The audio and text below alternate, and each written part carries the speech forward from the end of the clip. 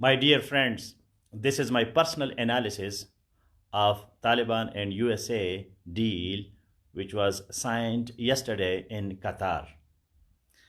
This is my personal analysis, so it means that the views that I am giving here, this is not in official capacity, this is in my personal capacity.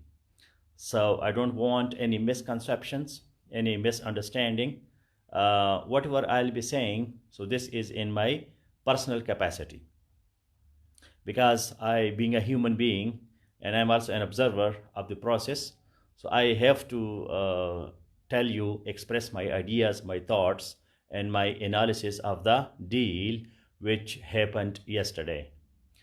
There was a lot of hue and cry. Everybody is talking about this deal. You might have read a lot of analytical opinion before what you are listening to me, and I would also like that you people also tell me what is your approach, what is your understanding of the situation. When you listen to the news items, or you read some articles, or you heard about this deal, so what was the immediate response in your mind? Was it hope or it was fear? Was it optimism or it was pessimism? Was it joy or it was sorrow? What was the immediate reaction of your own mind, of your own consciousness? That immediate reaction is your reality and your understanding of the situation. Now, what happened? That happened. Some important points that we must keep in mind, that is, number one, 14 months withdrawal time. 14 months, 1 year and 2 months. It is a long time, and this is a testing time. 14 months is not a less time. It is not like tomorrow, the day after tomorrow, next week, next month, US troops will be leaving Afghanistan. It means that their presence that is guaranteed in Afghanistan for more 14 months in a written agreement. They have been allowed that yes, you can still stay in Afghanistan for 14 months legally. We allow you. There will be gradual withdrawal, but this withdrawal is not immediate. So this is one of the very important point. What happens in these 14 months? It is a long story to tell. For example, if there is some mishap, if there is some problem in the agreement, in the implementation of the accord, the treaty or the pact that they have signed, anything small thing happens, and then everything that goes to the zero level. So this is very important. Withdrawal time, that is 14 months. Next thing which is very important, that is the use of the terminology. I have read the text of the agreement, and in the text of the agreement, it has been written that we are not recognizing, USA is not recognizing Islamic Emirate of Afghanistan. We call you Taliban. And yesterday, Ashraf Ghani press conference in Kabul, he was also saying that he was focusing, he was emphasizing, he was stressing on the terminology of the Islamic Republic of Afghanistan. And I was also listening to all the commentators from the Taliban side in Qatar on different TV channels. Last night I didn't sleep well. You can see from my eyes. I was just reading and analyzing everything, what I was listening and what I was reading. So every Taliban leader, he was also saying that we consider Kabul as just an institution, idara. That is just an institution. They do not recognize Kabul as a government, as a legitimate government. So there will be a huge clash when they will come on negotiation tables. The intra-Afghan dialogue, that is now the immediate challenge, that what the Afghans themselves, they will be talking to each other, when they will be negotiating, when they will be discussing the terms and conditions, then the real clarity, they will come to us, and then we will be able to really welcome this great accord.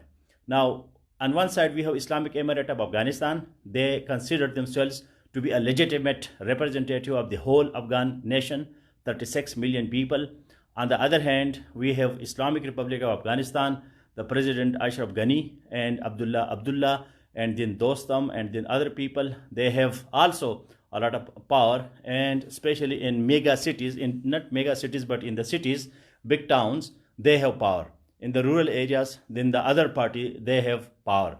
So now this rural urban division, and there are so many ethnic representation as well, Pashtuns and Tajiks and Uzbeks and Turkmen and others. So how the people, now I'm in Afghanistan and I see that the people are quite happy. They are welcoming this accord because this war-torn country, it needs peace, happiness, prosperity, development, and the people, they need a kind of prosperous moment, because it is downtrodden and dilapidated country. So they have to get some good news for their future. It is so much, 18 years USA and almost 40 years war. And if they say that Afghanistan is the graveyard of empires, so it is itself also a graveyard.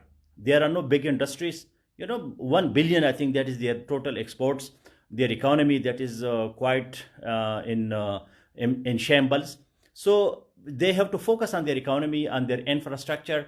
You cannot travel, for example, on road from one city to another city. A lot of security issues. The people, they are living in miserable conditions. So the whole world, they must welcome any agreement, any accord, any understanding of all these elements of the polity, of the society, the political parties, the different groups. So always negotiations, that is welcome. Another very important dimension is that there are so many spoilers. There are so many people that they don't like that Afghanistan should be a stable country. And there are so many people that if Afghanistan is in turmoil, so it is their business. If Afghanistan is stable, if Afghanistan is prosperous, so then many elements, they won't be happy. Now, for example, there will be people, they will be supporting Kabul government, and there will be other factions, they will be supporting Taliban. And then this different kind of support in different situations, that will be kind of spoiling the whole thing that we sought. What I suggest, please read the text. Please don't have an emotional outburst that this is the victory of Islam, or this is the victory of religion and a superpower. The United States of America has the power to destroy Afghanistan, Pakistan, Central Asia, Middle East, the whole world with their nuclear technology just in 1 minute. But they don't do it, and they shouldn't do it, because this is the case of humanity. So this is not just a victory. Our real victory will be that when we will be scientifically prosperous, technological prosperous, when we will be having great technology, inventions, creativity, we will be having our contribution to the world economy, because there is mere victory that we signed an agreement and now we are victorious and we have defeated the superpower. This is not the reaction of a responsible nation. They should go into details. They should try to understand what are the realities. So I would love to see your comments as well. What is your first reaction to this agreement? Let us see who will be spoiling this accord. What are the challenges now? What will be the intra-Afghan dialogue? What will be the consequences? What will be the repercussions? How the people will be taking it? What will be the power sharing formula? How the present regime, the current government in Afghanistan, in Kabul, how they will be welcoming it when they will be sitting together, how these 14 months will pass, and if there are no US troops in Afghanistan, whether the National Army of Afghanistan will be able to cooperate with Taliban, and they can have a joint military kind of arrangement, so they can take care of the whole country. And the history, what happened after the withdrawal of the Soviet forces in 1989, I think, in 1979, Russian, they came to Afghanistan. When they withdrew from Afghanistan, and then there were a lot of conflicts, a lot of struggle going on for power in this country. So, that history may not be repeated. Now, I also have good news that Taliban, they are also quite mature. They understand what is politics, what is economy, and how the cultural understanding should be. They were, quite eloquent in their expressions in Doha, in other areas, and their interaction with media, that also showed their responsibility. So let us see, how these different partners in this agreement and this coming process. This is an interesting case to study, and let's see. We wish great news and great development for Afghan nation. They should be autonomous. They should be happy. They should be prosperous. This is idealism. This is liberalism. But according to real politics, according to realism, new realism, when we understand the anarchic structure of the world politics, and then the anarchic institutional arrangements, there the real power, the real real politics that we technically call in political science, how these things will be now in operation. So this is a interesting case study.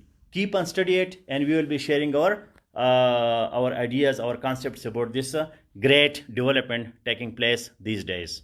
Thank you very much for watching and for your comments.